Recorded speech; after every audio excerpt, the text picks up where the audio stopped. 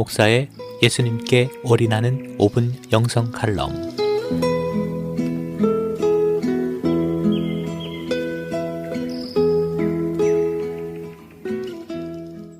요즘 미국과 한국 모두 주식이 난립니다. 주식 투자를 넘어서 투기라고 할 정도로 뜨거운 이슈가 되고 있습니다. 특히 가상화폐에 대한 투자가 이슈의 중심에 서 있습니다. 얼마나 주식에 투자하는 것이 유행인지 한국에서는 비투, 영끌이라는 말까지 나왔습니다. 영끌은 영혼까지 끌어모으다를 줄여서 부르는 말입니다. 최근에 노동을 통한 부의 축적이 거의 불가능해질 정도로 경제 상황이 악화되면서 빚을 내서라도 부동산이나 주식 등에 투자하려는 사람들이 늘어나서 이러한 투자 형태를 영끌이라고 부릅니다.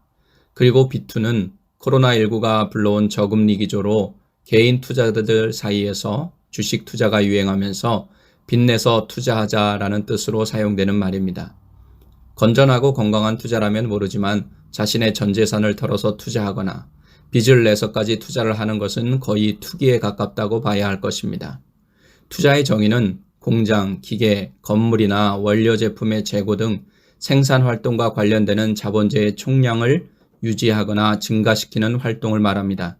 반면에 투기는 생산 활동과는 관계없이 오직 이익을 추구할 목적으로 실물 자산이나 금융 자산을 구입하는 행위를 말합니다.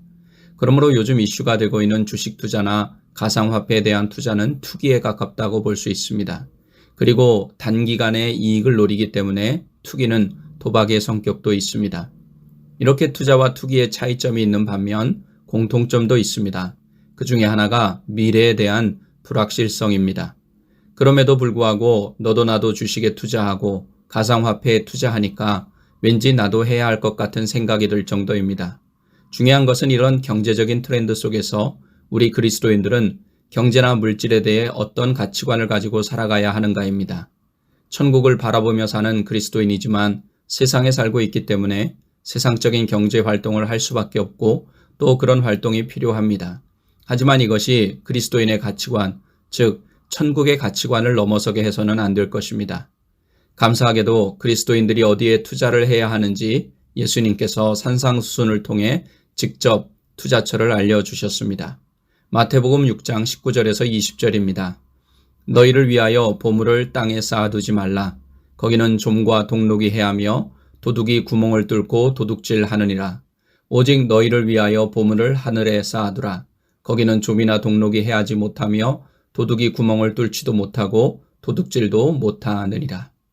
예수님께서 오직 우리를 위하여 보물을 하늘에 쌓아두라고 하시면서 거기는 세상과 달리 도둑이 도둑질도 못하고 없어지지도 않는다고 말씀해 주셨습니다. 즉 요즘 유행하는 투자든 투기든 모두 미래가 불확실한 데 비해 하늘에 보물을 쌓아두는 것은 주님께서 보장하셨기 때문에 미래가 확실하다는 것입니다.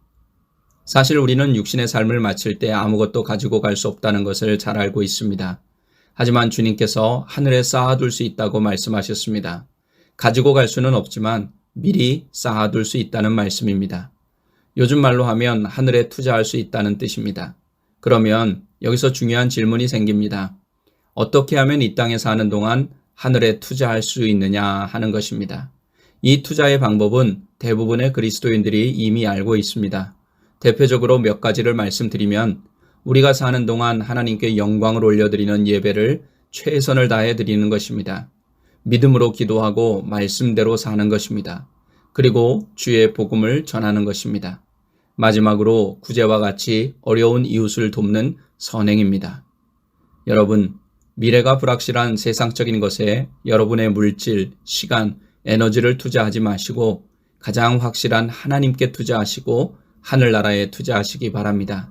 그러면 하나님께서 하늘의 상급으로 쌓아주시고 이 땅에서 사는 동안에 하나님께서 누르고 흔들고 넘치도록 하여 안겨주시는 은혜와 복을 누리게 될 줄로 믿습니다.